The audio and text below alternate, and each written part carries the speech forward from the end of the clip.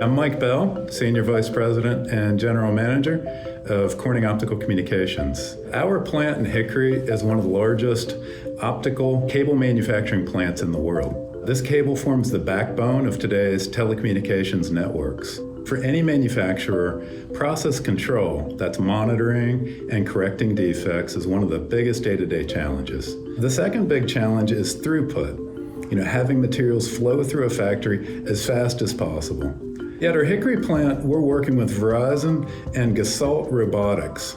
That's a service provider for intelligent industrial automation, running highly scalable edge services on AWS Outposts that provide autonomous navigation and advanced environmental sensing as a service. Gestalt Robotics solutions uses computer vision and machine learning to process sensor data received from autonomous mobile robots, then send those commands to the AMRs over ultra-low latency, high-throughput 5G networks.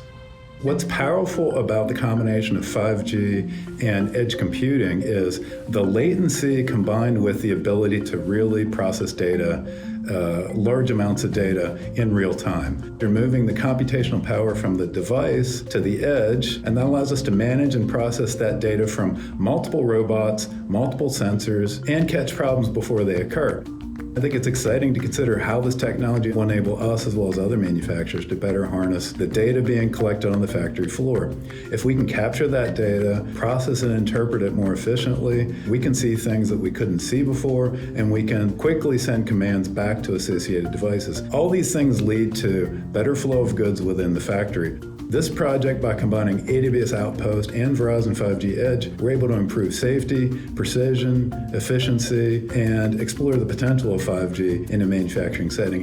And if you open up the full power of the internet on these devices and these processes, I just think it's incredible what we're going to find we can do.